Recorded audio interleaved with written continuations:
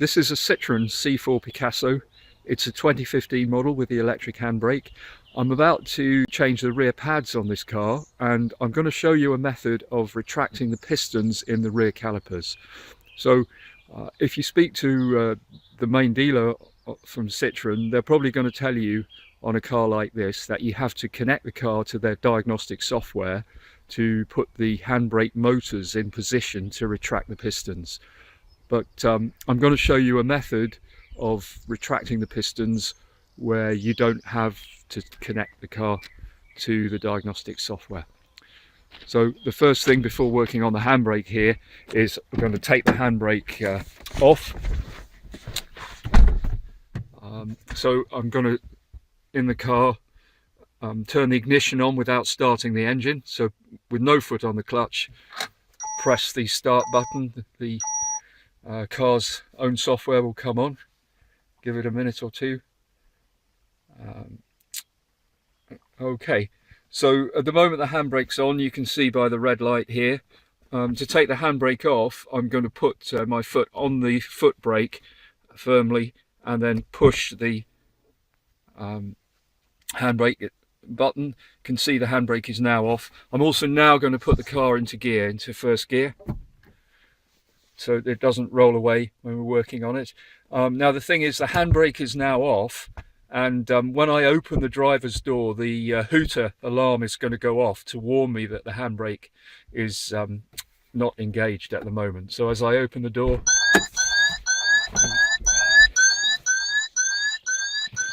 okay, so that's, you want to listen out for that hooter because that's good. At the moment the handbrake is off, and we can now work on the rear wheels. So I've got to stress here, it's important that the ignition is now off and that it stays off for the whole time that you're working on the car. If you were to switch the ignition on at some point during this process, it's going to register a fault in the braking system and you'll be into a trip to a Citroen dealer to have that reset. So make sure the ignition is going to stay off.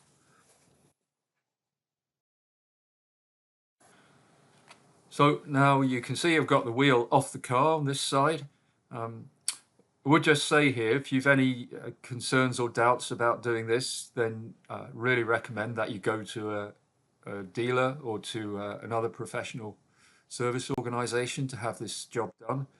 But if, like me, you feel you're a competent DIY, then this method has worked for me. So I'm ready now. You can see I've done some dismantling, ready to get the piston retracted in the rear caliper. And to do this, you have to remove the handbrake motor from behind the caliper. So I'm just going to zoom in and show you where that is.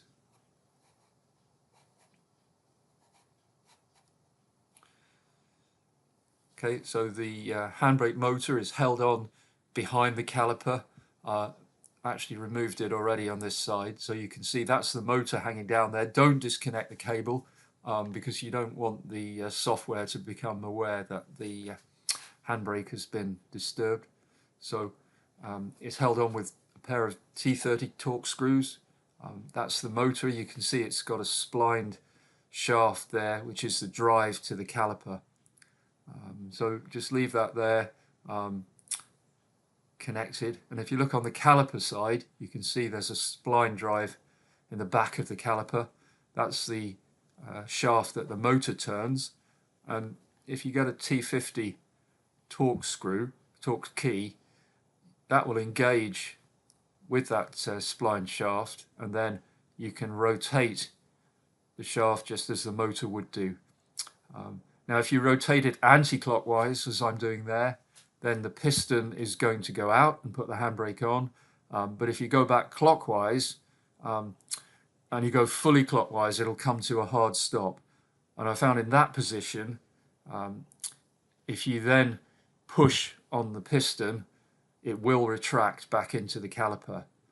So previously I'd tried a peg spanner to rotate the piston as I was pushing it, but that wouldn't go back in. But now with the shaft rotated clockwise like that, I made up a simple tool, just a a plate there with a bolt going through it, and that is enough to very easily push the piston back into the caliper. So now when you come to refit the motor, you need to get this spline shaft into the correct position for the handbrake to be just disengaged as it was when you first removed the motor. So to do that, you want to turn this key, first of all, in an anti-clockwise direction. That will push the piston out and engage the brakes again. And from there, you just want to turn back clockwise on the key until the wheel is just free to rotate. So in that position, you just need to find the closest position to there where the motor shaft will engage, reattach the motor, and you should be okay to go again.